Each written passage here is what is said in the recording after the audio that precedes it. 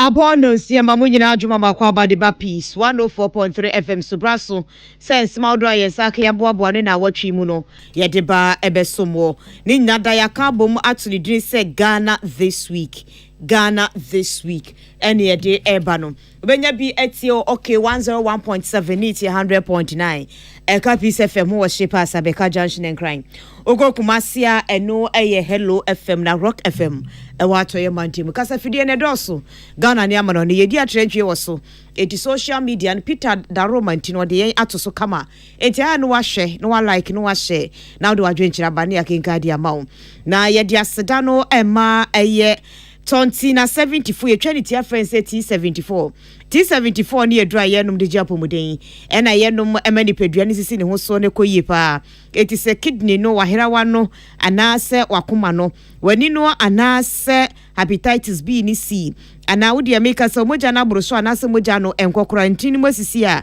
num T74 no ebi ebeboa moja no ena ebi asichire abamu anu anu bi mema no prostate no na bibia man aye sanche which is the ayan one bi man no dey po white no ye no mpena siesi infio kama dia maye asthma no ena afensu no ye nya ye anemic enchene ye moja na ewe no ye dro ye T74 enamu yare wa hodo no yes Felix ni gonorrhea no covid abaya ai America abrochi omuma mpanyini nanse onya bie no enkoe wonam frem aya no wanum T74 na de pushi no fibroid no na afen so osa ni nkuda hodo ni nyina wadro eye T74 opeja dade peja wano tuwala sa wodwom peja masoma no wano numbi ni pa che wada number no eye 0246 073498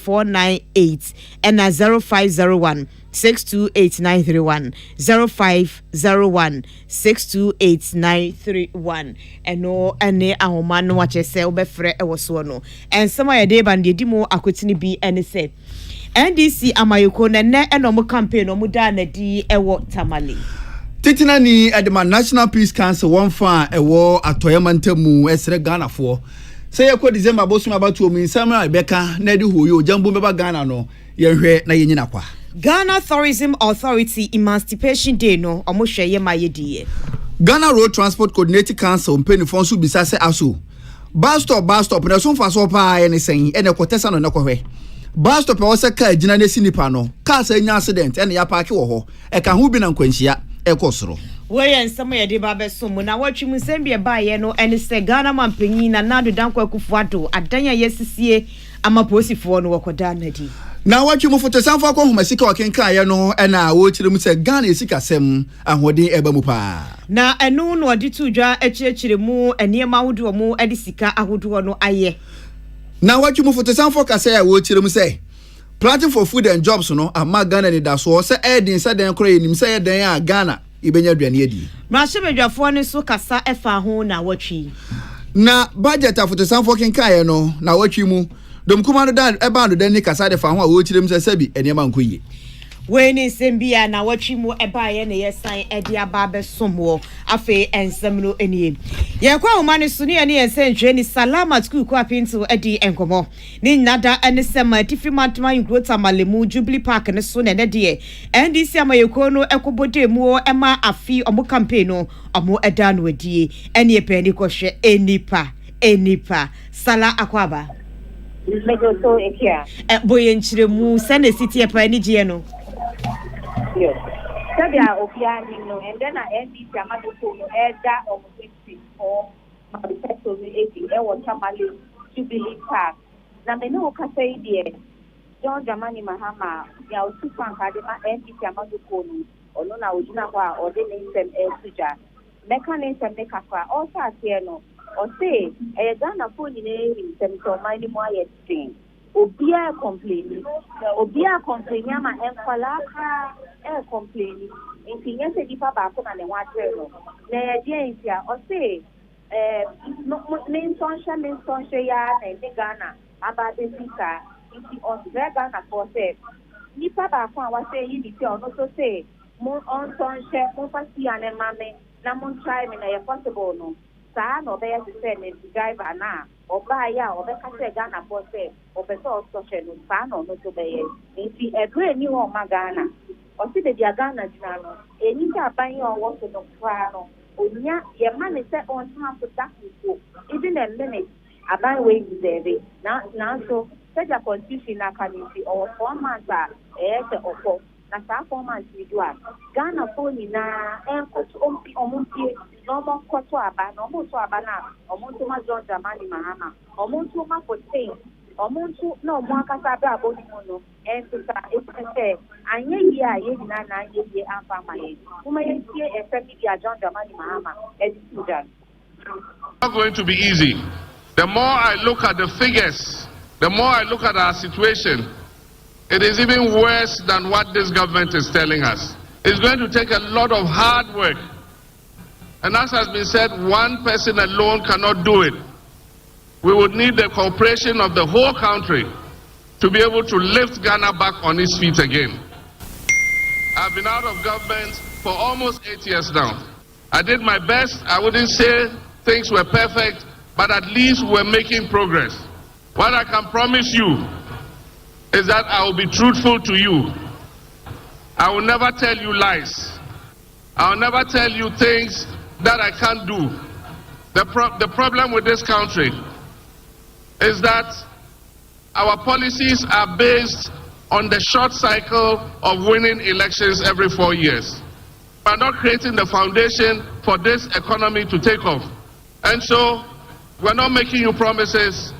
I'm promising you that I'll work hard day and night to make sure that we reset the fortunes of this country. 4 years of a good leader will make more impact than 8 years of a dishonest leader. It's not about how long you serve. It is about how well you serve. It's not about 8 years or 4 years. It is about hard work. It is about truth. It is about trust. And it is about doing the things that will create a future for our young people. John Dramani Mahama, means that you have been to Jano, and Nona is here for 8 years. Nansa na John Dramani Babe Kasano, Akasa for Ebi Ebaye, when we are in Telephobia or Buddha Party Lama, or Moto Party. You did Kaya or Kasa, a case or no minority leader. Recently, or this Jano, or say, or focus on unemployment, a war of my number. Statistical service for education job. Say any particular was here or here or movie here or more movie my year or more cover here and your shape. The idea a cultural car and no cafe. And the idea a yes, the state interest a you a bonus because a backer a case of war almost a year to transfer the the sunset. Although one only the eye, so only the eye, says or battery close or JD or battery, obey or didn't hear obey. If it calls for say or mine, a bet massive, not bad, and Yashana home. Now say or Maya or bar, or betting yes, guardian or a NDC government, the BCIF, make a say mono, Ghana for a blast song, say or mobile NDC by now, by sunset, NDC buying Ghana or what benefit of 2016 or JB. And or ye na so we be na a young cata and a buy way by a show a buy a Ghana for inside. It was there Ghana for say December 7th, no more to a bar, or motion no more to a bar, the man LDC. Or no Casa, and an honorable Isaac, I don't go to the Casa, or not or the warning or the man John Dramani Mahama, or say the Casa non can say. Now some more can they say. Dr. Baunia, Vice President from Kadiama FPC, or the Assembly to Ja, so the idea or Bema for credit card, and the tell for so phone, not the phone 1,000 Ghana, which means Ghana 151, your sister and no come. And it's my John Dramani Mahama, and put never not on set a boy. If I say, Obisa Sabo, they say, we said, Sandy can accept it apart, and I will fail. John Dramani Mahama, the day I want to go my why your man Penida will be able to abandon. From the say, Yadika, yes, it would not be you to us. Who see the Kasa and send me, that Mahama Kasa and send me, or no Isaac Adongo, or no other carbon thing, Akatagana for say, Moment to about Mama Hama. It's not the promise, Sadina, Dr. Baumia, Edema, any idea. Ubia said you a part and I didn't work in any Santa or Casa. Or no see her and a general secretary of the past 620, or no so then is the Babakigan or Kande, not a monosity, not a Nisiawa. I fear about to send these to your mother and say, oh, you really NCR. The idea which use the paper on the money, Mama, and I for saying the question. Of course, Canada will be a war. It's more beyond that they don't cut away their fancy. Na near them, my NDC about the say, or the papa, or Monte Quani, say, studying the way that they do not your cocoa, the CEO, Atuabadiama, John Dramani, Mama, and Henry for Quack. It's more beyond fancy. Or December 17th, a year, Cookman and Luca. So, send this food in Kenya or no Mokotuaba, more beyond relaxing, more beyond nothing, or Mokotuaba, John Dramani, Mahama, any NDC, no more on the Brabel. Jodiwa, a Sakwa, Lukata, and John to the Kipia, or no other national chairman, the man NDC, or no dear, or the one a man, or Mantini, President Nana, or slave. Which I could not see for country because make a back in Demo, Ma, Obia, MPP, Frank Asuni, and Obey Mamma, and now Obia or everything in Obeda, Moadiaman or Santa Norcano, or no national chairman of the NPP, or so funny say a Casa, a Jessica Norcam. If you are Casa, 50. Johnny Fabre, back for Saturday was time in Naban, or Munina, said they are together, but or would not think you so. You do have password Brena or move it to or would not think you so, or Mokase, or my lady said, or mobile handy over 50 at Yama the next person. 5 years now, from Samuel, slave for Samuel, Eba, the George Amani Mahama, or Munina. President of Tufalo, one to not think you so on cafe, would you other baby and or think one man in Ghana, ye passing in, it's demanding Katan or Katan now. I said, oh, dear, what Ghana, I don't know Katan now, and Yadia is a year. So you know, Katan, National Peace Council say, or Mudino Peace Council, and there's a reading say, so Peace Council. So the Omundi year or 4 years, or more share not asking dear bra, and yes, a Peace Council, my D, I come on my bottle. Almost aspect there, or Mudina. It is some way that don't take it in the for my NCA don't take it in national drama of the NDC in Central Sudan. This country was handed over to Nana Dankwa Akufo-Addo in one piece by His Excellency John Dramani Mahama. So to those who know the telephone number of Nana Dankwa Akufo-Addo, who have any contact to Nana Dankwa Akufo-Addo, please take this letter for him. Dear Mr. President, you remember that 8 years ago, the NDC and President John Dramani Mahama handed over to you a peaceful country in one piece. We are heading towards a crucial election. You are wearing 2 caps. You are the leader of a party going into this contest, the New Patriotic Party. But more importantly, you are the current leader of Ghana. You are the president, the first gentleman of the Republic of Ghana. So even as your heart desires that your party will win elections, you have a bigger responsibility of making sure that there is a transparent, peaceful elections in Ghana and there is smooth transition to the incoming president without a drop of blood coming out. And so, Mr. President, we have 4 months now to go into elections. As all previous presidents have acted, we have heard you. We have heard your message on the MPP platform. You are delivering as the leader of New Patriotic Party. We are yet to hear a clear message from you, Mr. President, committing yourself to a peaceful, fair and transparent elections in Ghana, and committing yourself to respect the wishes of Ghanaians and putting yourself in readiness to hand over power peacefully to whoever is chosen by the good people of the Republic.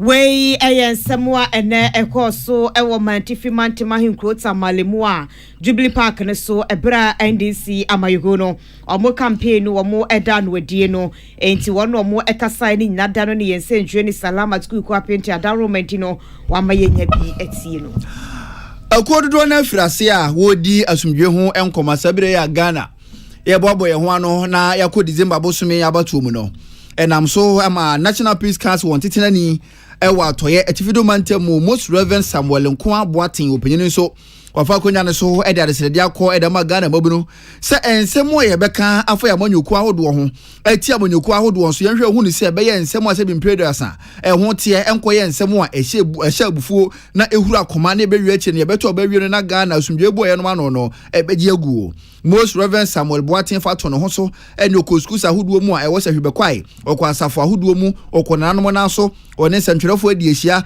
bambo agina etuku ahodo so no mo adi ehia maburu do no aso so na opanyini wono omo adi ehia wo se hwebekwai a ewo baabi ani anwaso bekwai mansini mu ewo atoye mantemu opanyini wabre one sentwerefo kasa no wo safa konya no so edi atom nyoku ahodo wo Ghana ne titiriu ene NDC ena MPP mpinifo se Ghana yenyina no yakọ abatu anim no yenhwe hu ni se nsemo ayeka no ebe ye nsemo ma Ghana for reche mu ne da so se ye penkunimdie ne mpuntu obi ededa ma Ghana se yankasa sa ne ye kasa ma ne hye Ghana fo asum se eya kansie ene mandi nkunimu a ene mempene so de ebe wie akire no edmentemo wose bekwa akohye obi akomu ebeto oba na ebe wie no na obi ekwakofa aba na asa etu obi akwakọ enie nu kwa so wo ye kobasa so de a na asundwe bu a Ghana ye no ma no eba beji agu na wochi na Ghana asundwe ni beji gu amanyoko MPP na se NDC uju tumi a hwan so ena de kwakodie opanyini se won ko todwa ni mu a wo sere Ghana amanyofo se nto obomu no ensemo bebeka no enya asundwe to crime bebre ene nananoma akasa ene all the security agencies akasa media for ene omo akasa YouTube for ene omo akasa all the institutions yako ene students nso ayede akasa obi o matter within the region no asomje hon komode yenyina yeguso edi ya babeto aba before during after no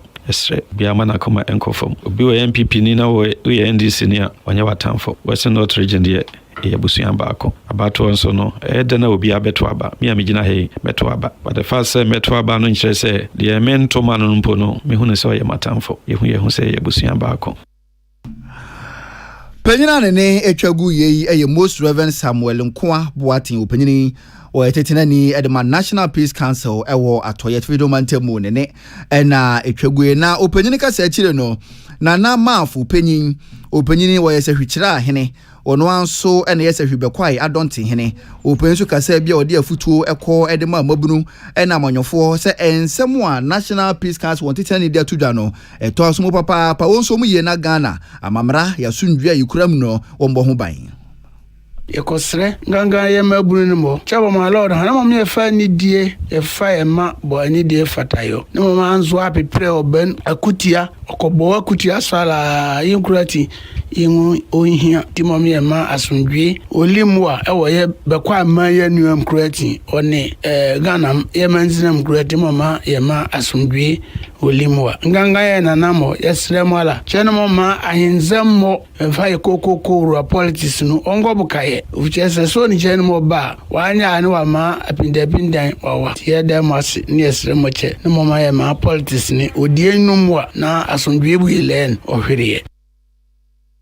nana maafu penyin opanyini ene sehwikira ahene ono anso ene sehwebekwai adonte hene ena wode ensemu eto mobiranim Kwame Konto Boatin Lord FM sehwebekwai na manebo enie Emancipation Day ayada yadi asi wono mu a wona womo ebre ye hwe yesefa hodie beba de ama wono mu wonkwaso mu aye adwuma na Ghana yeta di fa no papa afiwe se de no akoso na Ghana Tourism Authority empelifo enedi animu ma adwumadie ne ba ya yɛdi nhwire ekototo nipa bi ete say George Padmore Library Kwame Nkrumah Memorial Park ewo enkran ene ne ekeka ho na nam so ema wosoafo wono na hwe amamre adwinidie na afenso akwansra so ejapa mesa ekasa de tudwa echiremu ese wono mo ye bibifo a yetam wo mo konkwasomuo na mo ekobre yehunu amane no yedra manfo so ane yakai won enti edida we se ebebo a wono mo ye bibifo no so ani begye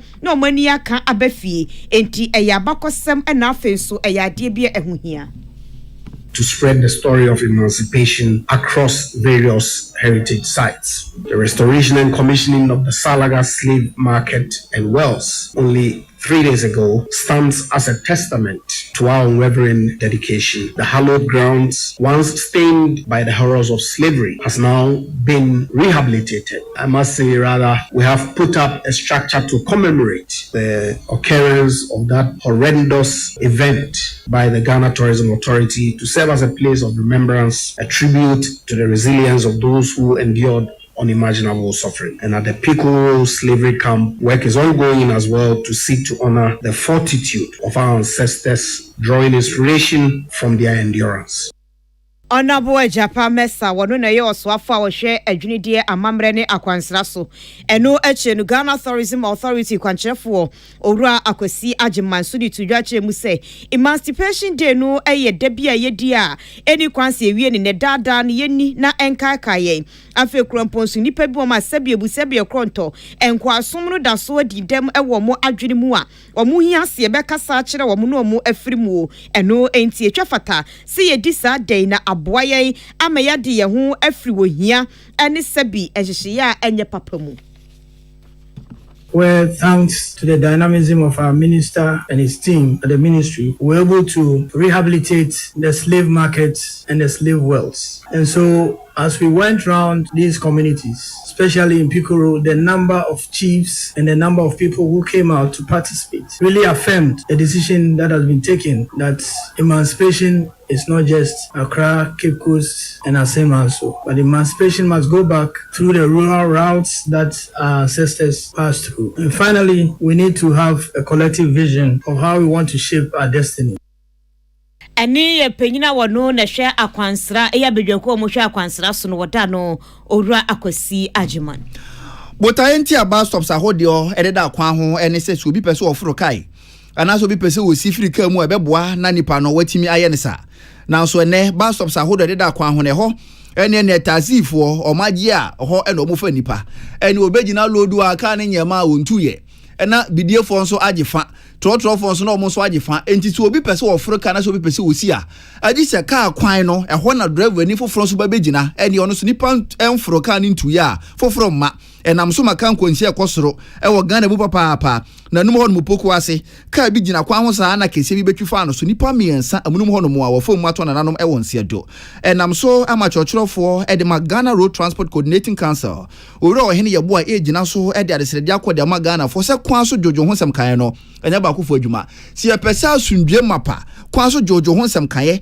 fa na ntuma padi frɛ wo kwan so a e ma ye ntwen posifo ansa na etu ho anamo afen so obegina so na wasira posifo e wo masede se kwan ho ne bus stops ahodo ye Ghana tazifuo bi omuda ya bus stop no omuntu so sa ene ebrata so na behwe bus stop e wo se ka gina no ho na car sakese nya accident no nipa bi atwa kwakoguo enti so pese osi ho no mo a agi se car ni gina car kwa mu na wasi foforo twam ansa na no so timatu we nyina na papa mu nie opanyini gina so no wasira mpenifo ka bi wom se wontu ho na mo nya sa kan kwanhia wo ye kwan so de ye bebre pa ansa na yetu ase ye Omanya etimu sabita frach ejuma bia shobi nsa se oye mati jaye ejuma na ye na shobi die so ye na ma ka obi die. That is the challenge we have in this country. Final hunsa ya dedicate a portion a year more than 100 meters enye baby asabi gina ho ne mo baby a gina eyi ni passengers na ya sign ato ya control so ne mo ne ho no mo no mo de obi a de akwa bus stop gina intika no se ko be ko nanim no obi a be gina chino obi a pese ogina ano sabi obi nya advantage of a passenger bi o to kwan e no na ama ye hu ni aye hu na e base say assembly ndom na be si from no mind for so the strict compliant usage of the bus stop no sanema we to enkoso the two intwa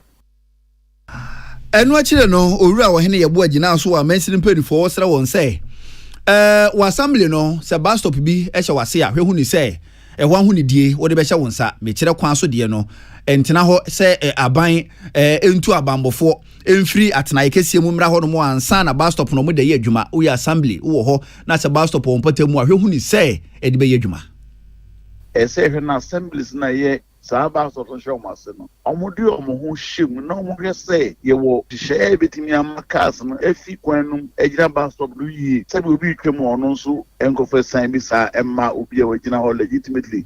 I will see passengers. It's unfortunate to sa really found one. It must say assembly no firm shingo na pukwasi honum there especially on strong committee of us on meeting the congested hono because the side of the road now time na be on mom the year maybe space be on the year the bus terminal I don't know so be load no be load akwa what means si from ko hono na omo a twam keke no so nya kwan use bus stop it be say the phone no from nancy for Boa churchofo e de Ghana Road Transport Coordinating Council and wode ensemu etudwa Emmanuela Eduaji na manebo enie na ni mo bi na Security and Exchange Commission penifo de tudwa kire mu se sika krabia huduo ni bi nkanka ne savings and loans akeka wono mo niema no so no mo nkrata asem nkoyi enu nti agi free omo ensem enti enne ebra eya ARB Apex Bank PLC wo kumase omo enhie mu etoso aduonu mienu ekoso no board chair Dr. Anthony Obin ekasaye na kasaye mu no odi tudwa akire mu se bank saye ewo nkrasi anase enkronkitwa mu no omo ba adwuma pa na enso sika krabia wudo bi agi omo licenses efiri omo ensem no rural banks awudo ni sika bi akwakwaka mu enu nti omo sresenka ban beboa na ekomu nsa aka sika no na amomu dwumadi omu edi no akoso wano omo kire mu se sa wo hwe se bi wono mu wo nkronkitwa mu no ene wono mu ye nnwuma awudo no ewo nkronkro awudo mu no a aya no mu pe baabi aduomu sika akwakoto eba no saa omo de rural bank anase community bank na enso enam so mu sika akwawaka mu nti omu ntimi nye de doso eto mo sraba no se wonya bibi ema wo Kessia pay locked up funds. The locked up funds na man for Musika Mundia Betua Sabe Bank and Eco investing that times I cause a safe. Bond credit and the safe a crown will be any say what they would be because our and locked up funds baby I the question area Koban Sal. Ama hardly. Bini woka say Osha rural banks are Ghana, you know, say about $350 million are in locked up funds.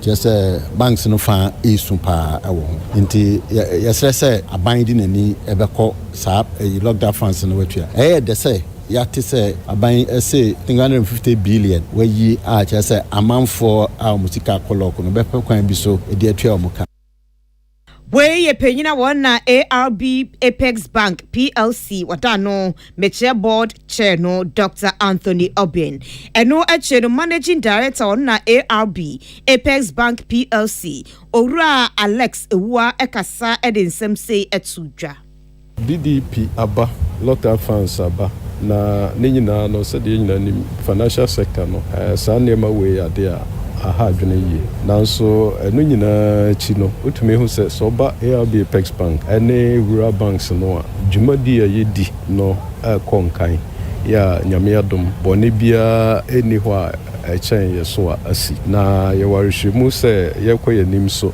niema ntotoye ayaye no ma yarishemu se ye bibia so bekoso kama na bai wo share reports de bai chairman de me so mekan nyina no rural banks no so aye yadoma ye share capital omo edesi omo ani so se omo so tobi in fact ye gusi ya shese within 5-year period no ye be raise capital 25 million free rural banks no we penyini kwanchefo a wono na ARB Apex Bank PLC wadano Owura Alex Ewua na we nyina bonu yense ntwoni Samson kwa menyamecha na di nsembwe fra santimante mbae World Food Program may you ko ni so di hunu ani se wiase nyina no ennuane ebebuso nyannuane bia sa keke ennuane ahodi wo mu na wiase Ghana fo yenso enya bidi a aboa ama ya pomode ho nsem afa ne ntoma pa e de afra na World Food Program yi wapa adwumade be ho entoma edo de atoso ene sesa na sesa ye ne se befa abefo kwan so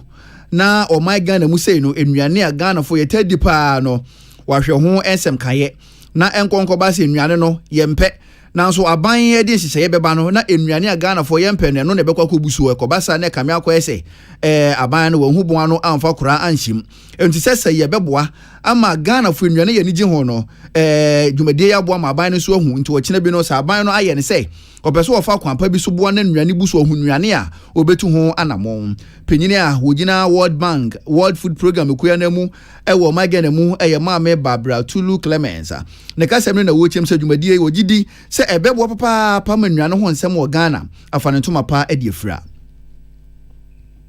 The loyalty platform, now renamed CESA, will answer all of those questions.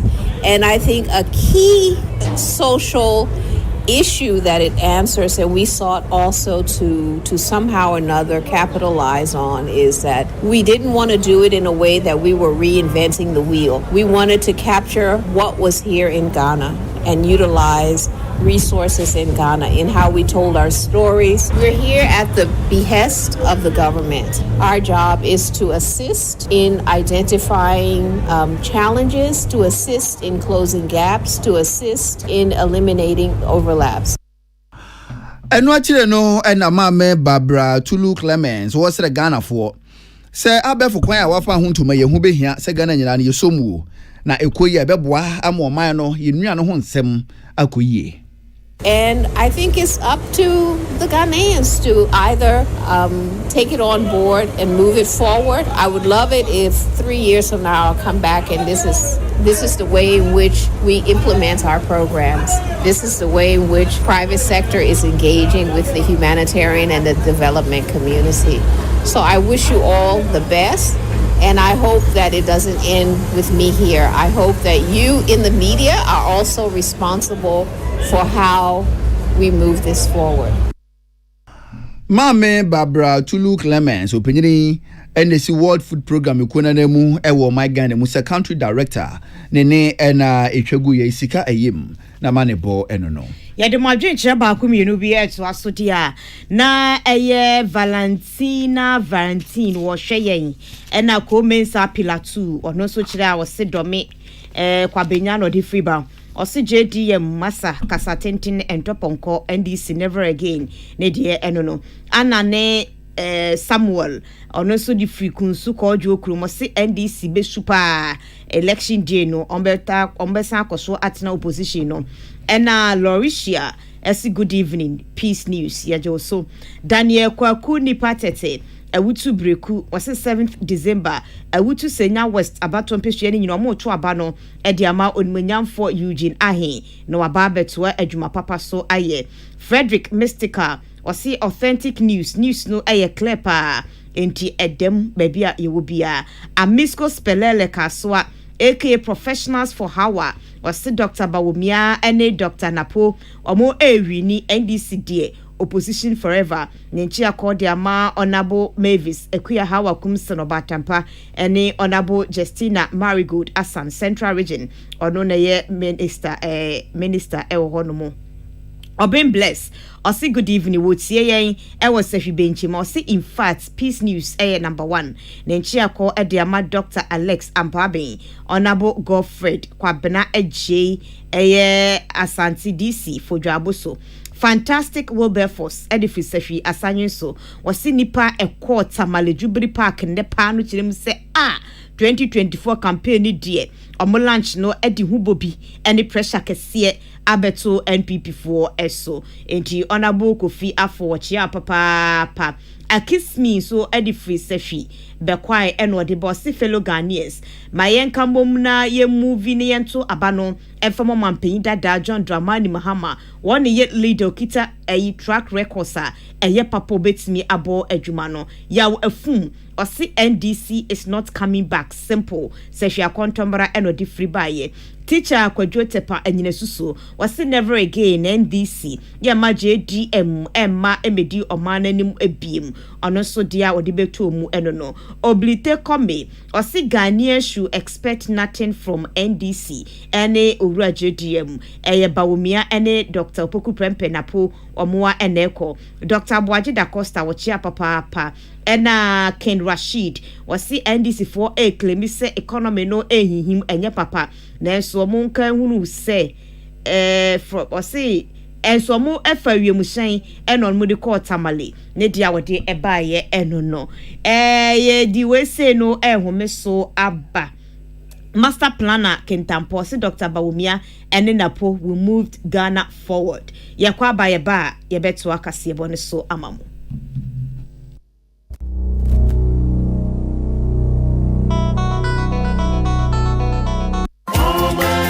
Ago on my adesie and Kaboy Efri Ghana Revenue Authority a Chalita GRA for say yan kamano to Ghana Maninara teach any one na edin to Mount or my money say or the media be abetu dry a friend no textile tax stamp that's our textile tax stamp and yet a tofu flower the abba a free July bosumeno let that edin kawa free mono so to maybe ya she say I know no textile tax stamp ebo and sana out to me at all don't to ma now shall no let's say the corner atra let's just say Santumano, if Yamonone, and Abba, Saya Mamono Sua, next say Santumano, a Yanomamu, O share, let's say a Bibra, I will make us say a blue, next say Santumano, El Hodaga. Nina say, so we will be, let's say, we didn't to Mahuga, if it's I say, Mona, I our GRA office be a Ben wall, now to make register, and now tax stamp on it. And I say, but me call www.gratextilestamp.com. A free July, also many day didn't kind, who turn to man, let's say, textile tax stamp in Momoa, mentor.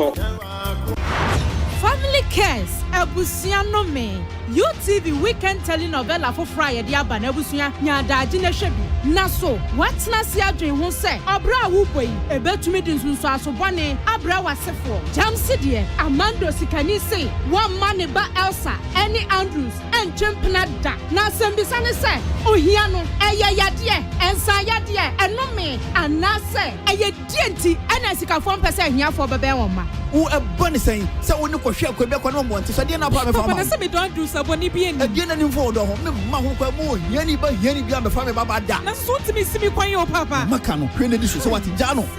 Family cares, Ebusiano me. Angela ni Estella Kunu chimpine muatene eso wasai yen wo diabro ni se wo boana mna hwehwe ni krumpna ewiase yesisuro de obenwo.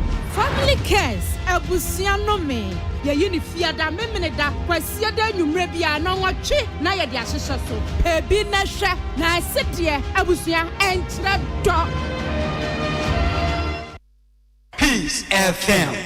Tune it in, turn it up, Peace FM, and rip off the knob. My hu akwa ba ye to akase bonus Ghana this week. Wait on Tina na so yasna ye de ebremo. Na ye to aso di ana na watwi mu na Ghana mampanyin na na Dankwa Akufo Addo. Oba atesa no haya police training one mo a edan ke fefe etise kura ya chechire ne kama pa adankran be ahasane aduonu 320 opa wentimade posifo no ombenya baabi ada ombenya baabi atitom na afenso ombenya baabi atena wiwibi no masan so enya baabi edi agro.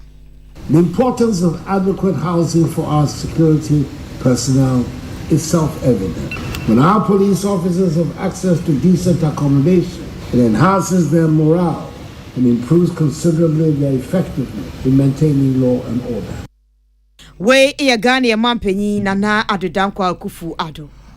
Na watch you move for the Sanfo, Numinanfo Mohammed Amin Adam, or my Ghana media budget in working Kanye. Now, Penica Saimono and a witch himself when she see a pa binding the guap on a swabwa. I'm a Ghana Sika Semino and Wadin Ebamupa. These policies we have implemented are yielding the expected results. Growth continues to exceed our expectations.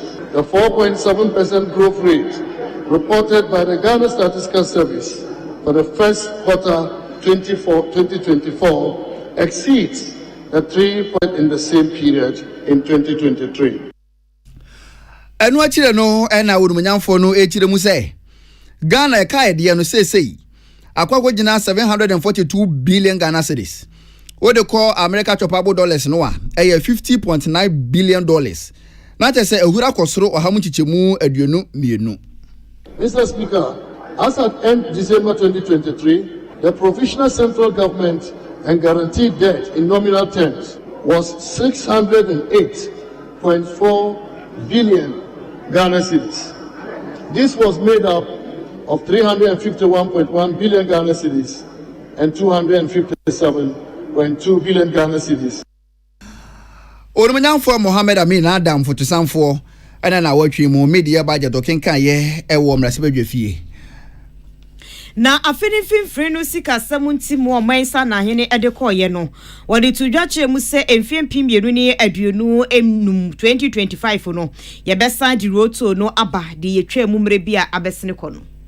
Mr. Speaker, government will also develop a framework for the reintroduction of road and bridge tolls to facilitate the processes for the implementation of a modernized and efficient road and bridge tolling system commencing in 2025. Otu asubiemu akire se aban aye krado se keteke kwan ahodo no obehwe aye ye bi wo Ghana fa na nyina na makopedie akoso wano wano keteke akwantumu. Mr. Speaker, our commitment to building an efficient railway network is not just about transportation. It is about fostering economic growth, creating jobs, and enhancing connectivity throughout our nation. We aya waswafo show man yesika sam eso Dr. Mohammed Amin Adam. Opening brand wakenka media budget no di tuja. Say ohwe aban hye ye planting for food and jobs are. Abo magana de da so papa ene anya hwekoyi nim say. Edin said den kura nnuane die Ghana ye benya biedi. 1G1 projects are at various stages of completion, with 169 fully functional and provided over 170,000 direct and indirect jobs. Introduce the planting for food and jobs to provide critical inputs and improve food security. Now, opening chile mu say, aban at the National Entrepreneurship and Innovation Program aba. Enu say no Ghana for be 10,000 benya so faso. Afi so ko portal and edwumade ni nyina no IAP Palace. Ni nyina no eboa pa. Introduce the National Entrepreneurship and Innovation Program NEP to support over 10,000 beneficiaries, and introduce the paperless system at the ports and digitalize the operations of the DVLA. Dr. Mohammed Amin Adam fotosanfo na watwi mu wode ensemu etu dwawabra na wokenka media budget no. Na ebra afiwe ye chie mu pepepe a eno ye first half no sika ye de ema teacher trainees no se allowance no omaisa na hene Dr. Mohammed Amin Adam edit to judge say 290 million Ghana cedis. Mr. Speaker, government continues to honor the payment of trainee allowances. Total amount of 290 million Ghana cedis was paid as allowances to 104,000 nursing trainees from January to June 2024. We ya oswafo show maisi kasem so Dr. Mohammed Amin Adam. Na budget na watwi mu esi fom no. Domkuma no ba no dani wodumnyamfo ato force nkasa de fa ho a wo kire mu se. Na yekodidio bayire sinesini mienu pe. Budget ni ntianu ani. Na nka wo hwe no mu se tuo bi asebi mpledu asamfaso obi ani so nka aban be yafiri ho. Bola tax, COVID-19 tax, emission levy, e-levy, disinfection levy. Yakenka budget awie etu we nyina aban na enya mfiri ho enu ntine die pa e na opese Ghana fo ye. Levy, the betting tax, the boiler tax, the emission levy, the VAT on domestic consumption of electricity, and addressing the distortions of the value-added tax regime.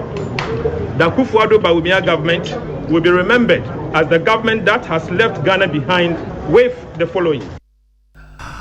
Orumanyanfo atofo sindom kuma no ba no dani ene wo kire na adwen sei edifa budget Dr. Mohammed Amin Adam fotosanfo kenkan ye na wotwi emu eho William Gentu ene Malala Kole ene de amaneboyi ebesomo yen Media budget review no awie ye no na etwa fatasem rahebedwafo no ekasa erinti o kan kwe central rahebedwani a wono so na bedwako ehwe sikasem so rahebedwam wada omo ano ekire na adwen sei Bebusa said the man is scary. Scan cry the demand to see our share. A friend appropriation last year's budget was about 259 billion thereabout. See our buy Wabeka Chair said he's staying within limits and reducing it at about 237 billion. That's a big saving and it's going to help us with the plight of the ordinary Ghanaian. Media said yes, one year announcement said of the new taxes and now the BB Abeba Hochaba. Now so share akwan a ɔde yɛsi so no a megye di sɛ ɛbɛboa yɛ nyinaa yɛ daakye. Wei eyo for Patrick Boama ona ye Okakwe Central Marche Bidwani. Na budget afotosanfo kenkan no okire wom. Se to buta na odum ho aban no ye judge no ene ye hwie ba afie besimu 2025 aban no esan e de ababiem. Na eno e na to butu workers union e kirem so hu ni say aban no odada Ghana fo esan say ebra na ye to butu na firi hono no ene budget se ye kenkan wie ya adekyin ya yesito no ye nya agege. Na adenti na budget ya sa kenkan na ase ye san de aba ene adekyin ye na no emfiri no dwumedi ase. Na te se kamia kwa esa aban no opeso ofanya sakwan so na wodi gi vote efiri Ghana fo ensem. It's a bino this time around or their share media budget review say or the ba there and there. But then only a problem can say the tone ba Fabra but Selbeka chair is 2025 and I would ba I want NTS yeah former workers our honor. Yeah interest here say the tone ba would the ba as in how do we benefit from it? I was Church for Edema Tobut Workers Union Ura Edward Duncan ena na watwimu wade ensemu etudwa. Na Ghana Union of Traders Association bound Denny Dr. Joseph Obey enso kasali tudwa chem se adadi pefe na Ghana ni bia so nim se aban obo ne homodi eye ni obeye biada ahwe asama Ghana sikasem egya ne naiso wode nse we etudwa na watwimu ebra no ne chairman general Kwame Sefakan edin komo kokruku anopaso. Minister Bayer so on so the state of our economy. So we share baby you free banner Bakwame. Now we share the Yabidu CC media. There's every reason to believe that government is making every effort to revitalize the economy. And my friend say yeah party exchange rate said is equal any issues of inflation. And we share figures and also inflation above from and exchange rate and so you bet me as a failure are stabilized. And the measures are as a by a doctor and as a woman doctor yet media achieve against we and yes you should say you bet to akoso. We a Dr. Joseph Obi on a good ikon wadano. Budget hon sama na watwimu esi from no. Cape Coast South mrasibe dwani wonumunyam for George Kwaku Ricketts. Openyin so kira na adwen fa ho a wo kire mu se fotosanfo kasa no o kire mu se wo hwe mu se Ghana sikasem de benyini akwakoduru be 4.7%.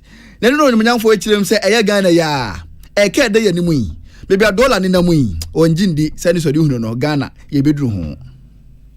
Since 2016, this government has added about 600 billion to Ghana's debt. Mr. Speaker, I have said it and I will say it again. We are not servicing our debt. Since 2022, Mr. Speaker, we haven't paid 35 billion. The debt has not been serviced. This government is talking about having a growth of 4.7. You cannot have a growth of 4.7 if you owe 35 billion you have not paid. Olumanyam for George Kwaku Ricketts, Cape Coast South, Mrasibe dwani ne ena etwaguna ne kasa chire no. Olumanyam for Carlos Kingsley Ahenkra, Tema West Mrasibe dwani wonu su chire mu sense pade aban no edibi egu apono so papa na se ne frani wo so obeto eboabo wa na ne nice bibi so enti aban ne se sika sem benyini a aban ne nim hyehyɛ pa odegu apono so enti a. There was some sober calm on the side of my colleagues. We have been in this, we always see placards, we always hear catcalls, we always see whistles going on after budget statements are read in the House. But this particular time, just because they have that trust and belief that the economy is bouncing back, my colleagues kept quiet. And of course, this is what we expect from you. Olumanyam for Carlos Kingsley Ahenkra. Tema West mrasibe dwani ne enie William Gentu eni Emmanuel Akwali na watwimu wanamane bo eno no. Na gay lesbian seriasa homa na afensu we na mepe fo no meche LGBTQI+ fo no omo ensem epie na watwimu enam so me ne lawyer Kwame Adofo edinkomo ye mranim ni wo kire na adwen won nsem ne hu sei. illegal na say mra ma ho kwan dada etia no kire say te sadia na sa anti-LGBT law na ho faso ne say if it's already no Supreme Court asem kina e was that case say sa mra no a ye de niema hije ho ne be makra beti no ba da wona chinum ni ade no already no illegal meaning say sa mra no valid te sadia ene ne be say ho say sa anti-LGBT bill na what they call parliament na ho pass what say me be say who so pa because already no illegal Ghana is the illegal there na obi obi say ade illegal dey o ta kwanye mra eta mane illegal e double illegal na de ma nam so ma ne kasa ni nyada no onimdifo bi a wakoko to ko bisa se anyembia no mene meyire ya ware ne ye hyede na se biebu se bie kronto ye befa ye ho ewo ye chi a eno no emra no se enkuntia munya yen ena ne emukoko na watwunu court ye ne se hwe ye ka mwate se obi kwa akoto artificial toy okoto artificial de no de ahye ne ho wankasa de wonsa be hye ho anso mama ho aba ni nyina tia mra enti na wakasa wo ho sante se de emra no emu ayere pampia ya chechi mama obi ate ase Beya breka kranie na ebeto odwa se bi MPP mpanifo omonam kuntuna se efa nipa bi e wo bambo adwuma eku ahoduo mu na ebeto odwa no aban no ene ni mpanifo ka se da bi enya no kore na se domkuma ne dom kase ni nyina na watch mo friends ntwerefo nhia mu na wo chirim se nipa bi edika apply dada ama saafo no kwane age o matum de bom ye nyamfa wo mo saafo no ene ye behwe na ya fo mo e bambo adwuma eku no mu da nyese ye foforo bi ene ye fo mo na domkuma ne dom kase ni nyina na watch mu omunyo mo ho ntiase o magya tum mu se saafo ne ye fo mo a eyeyie domkuma no ba no dani wo no nyamfa to forcen e kasai.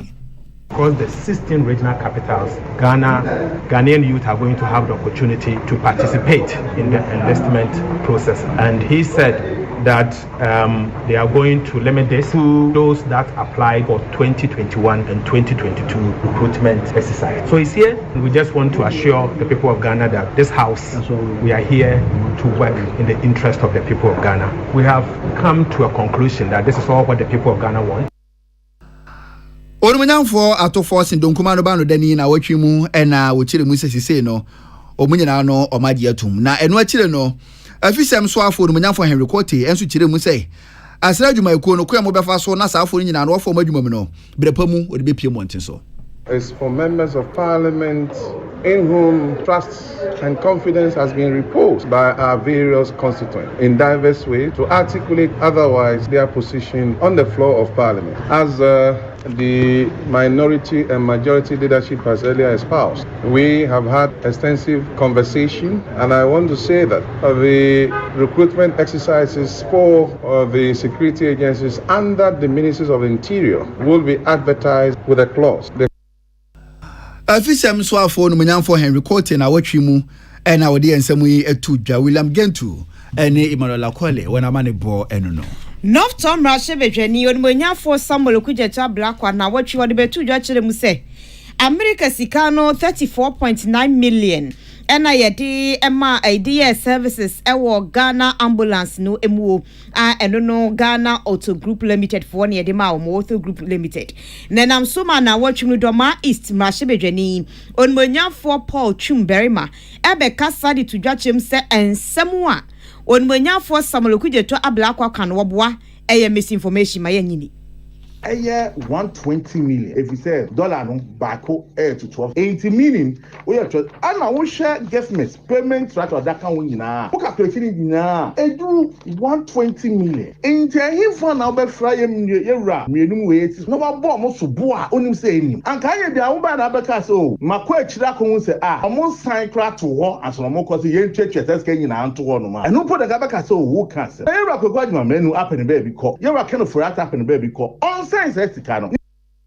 We doma East Mashebedwani onmonyamfo Paul Chumberima na watwi mu dwumadia bi ba so ewo wahini krom United Kingdom na wotonsa de fra santo kotoko hene na se tutu ababio emode ni monyam kopie mu ewo dwumadia yi ase asante kotoko hene ka sai mu na wo kirem so de dwumadia bi behye so global conference obehwe ahuni sei wabranko asom ekoso wa bibrem no before je pade a kwasi broni omwura ye nyina no anya hwekura no yesade ye na de ebebre yen It is barely 8 weeks since I welcomed to our palace in Kumasi the directors of the British Museum and the Victoria and Albert Museum, who had traveled down to formally hand over a cache of traditional artifacts the museums had loaned to our Menchia Museum. The artifacts, as the world knows, were part of a huge stock looted from the palace of my great-grand-uncle during the invasion of Kumasi by the British troops in 1874, and their return was the culmination of years of careful negotiation between us and the two great museums. The response of my people to the return of these artifacts had been truly reassuring. The return is being celebrated at one level with the same reverence as the heroes of a state returning from enforced exile, and at another level, Asante Kotokohene na ase tutu ebebio ena de ensam itu dwa na watwe mu Jeff Nsiaboadu edi amanebo efiri UK ena ebesomo yen na watwe mu na ebeto dwa e wo mrahye bedwamu se Sako atoye mantem asahwiyoso mrahye bedwani Western North mantem nim sahwiyoso mrahye bedwani sabi waye ni amonwu bi e wo mrahye bedwamu enam so ama speaker akachen se wonso emfiri ho enti MPP amayeko ni nkrabata Western North efrensem twofo hyiemu na omo edensem etudwase se ohwe ne posture we ni tone na o use ye na ne ahye na oye na against the member of parliament or yours no enye only insult to your people but a direct insult to yenya your Western North region in general. We know say in the procedure in parliament say member be make comment be or the body language be anya ofa you supposed to give the person a window to one to retract in the posture or to retract in the actions or in the words, but we didn't see that. Then we are say Oma order so munyi in feed the floor of parliament. Yeah, busa, you also they see between or no as a speaker of parliament. We penyino shenkita die so MPP amayeko ni dimu wa Western North mantem nim Adoyaw Harry. National School Feeding Secretariat na watwi mu atena ye kasa dem mu penyino de wana no. Siba Alpha echire mu say sika bia wo say aban tua na mofra won sako wana no second term no aban behwe na watwi nyina na ne de wo mu ni say aban apagya sika no mu afri 1 cedi 20 pesos e de akọ 1 cedi 50 pesos. Second term. The last payment we did was first term. Every school will charge for every day once we 20 pesos. But this current payment I there, second term payment 2024 this year. Although we are going to, it's going to be increased to 1 cedi 50 pesos. So it's not going to be in the 1 cedi 20 pesos. So there's an increment. There's what you call a adjustment of the feeding. Atena ye kasa Edema School Feeding Secretariat penyina woda na no Siba Alpha ena na watwi mu wode ensam yi atudwa na yeni musa penyina wono na hwe adwadie ni mfiridwuma so no nyafo KT Hammond na nketwa fataso no wono mo ye cement no ehyiemu na nhihweye bi ekoso na eso ankwankosi aga enam so ma na watwi mu no friends atwofo nhyiemu ade tudwa kire mu sei wono de oto ne nsa ade Fresh Chamber of Construction for so omomra na wanfre manufacturers for no me bana me nesa chamber for ba meeting me ti mani a wenu na tete de mu honi ade na ho sori ade ko so na me bisa say making say meeting na me no ba dey mo chamber of association of construction for no industry for no mo na me ni mo be hia o mo say ane ya but me ni mo tete hey na mo ye dey wa ha say aso me me said ye ana yeso wo mo ha bi na say nye wo mo meeting mo frɛ me say mo na mo ne me ba be meeting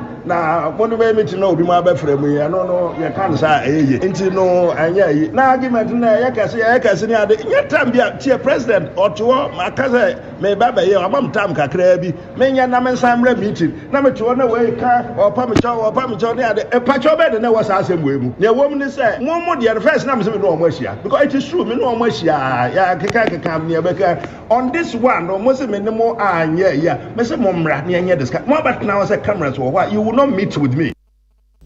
We on Monyafo KT Hammond ono ni osoafo hwe adwadie ni mfidijuma so na watwi mu Dr. Sribu Okweku atena ye mantete ewo abato komisa panyini ye ne de wona no okasai di tudwa se abato ngoma e behwe so de ato aba ne di kan provisional voters register no aye krado commission has decided between a bedroom and Bosumo, a director's back, quarters and son, a very good as a mop up. And now, moi, we did or moving to second and third of this, a very mop up among this of the 2020 fees and 1 year changing. I 10,000 for presidential candidates, I 10,000 for parliamentary. The same amount 2020. The difference at this time, I say, job as somebody with disability, next put your 10,000 with 7,500 and only a repeated amount of work. Dr. Siribu Okweku ena odi ensemu etudwa na wotwe emu wona obegina ha sem rasibedwafo ena wonso obekwa kofa omampanyini krata ne sike obetua ena wochirichire mu ekire Ghana fo Henry Kwesiminka na wotwe mu na manebo eno no na kasiabonu yakika edekọ awie ya nesa yefuma dwenche ba akomienu bi emre na Benjamin Asante esi good evening wo hwe free UK pa osi fellow Ghanaians yento abano Emma Dr. Bawumia ene napo no mofa Ghana chichire papa emreye Frank Uzu oboa woni hwehwehwe mudi nechi a okowia obe some way obebo awura mu social media ni woni Richard Ofori no omoboa na Mensa Magild enso hwe free Bechem Toronto ka boje Toronto osi nenchia kodia ma Orua Charles Akwasi Esiedu incoming MP ewo Tano North abato mpesua so osi MPP for NDC for campaign omo launch ye no very very amazing that's face so no ekire se enema ekoyi papa pa edema omo ni nyina asi na yede asedano ma 20 na T74 se wata ye chiema yede kasebo no ebremo opedu papa anom amanipedua no anya hode atontina ena abenum se ye gonorrhea syphilis eye cancer afi neba obosu ne hini wo bo wakuku keke se whether nasesa enti whether nasesa yesa no yenye ye AA4 no ye bre papa ye bo wasa na enya code rough basa no nom tontina me no ye mdigu nsu hima me no ye no na ama immune system na hode a mako ade enti mi pa choya no wanom bi na aboa pa boma na yase ya ne ya o be bunensa ma no na chese pains pa okomunu nya agro nso e makora num tontina ebe bibia kama amano aba wo wa no ekona aba waye anemic wo so a entihyewa ene wo so onso de no ye odepo white candidiasis no ode no ye prostate enlargement ode no ye mojaburu so anase moje so ate ana ode osichire no wo moja no na sichire abam ni nyina ni pedua no well being no na aduro no ene tontina T74 enti 0246 073498 0246 073498 and 0501 628931 0501 628931 ofra na chese what to be food and drugs for agia to maybe a ton no Ghana habia so yetombia dog see and kan chem se ebo no de hiane pa o see esremo ada ya mutete so na Ghana for entimi entobi Kasiebo no asi aseda ekodi ama Naomi ama benewa Patricia Sifafesha Abresika Portia Dasmani omo ene boy chidom ene Spendilove yesamufuo nana ya kese de cardinal ne maami bia makwafo de ode ekọ social media ne so no nipa ba akopɛ Peter Kwakuskwa ona de ekọ so a sesi idea yenye besomo me ekua ajiwa akode me ne Sadat Mohammed yadamu nyina amase emamumo anitia wochena anopa no nsia yebesai aba besumu bi mu a yeto aso stations ahodo ni nyina demu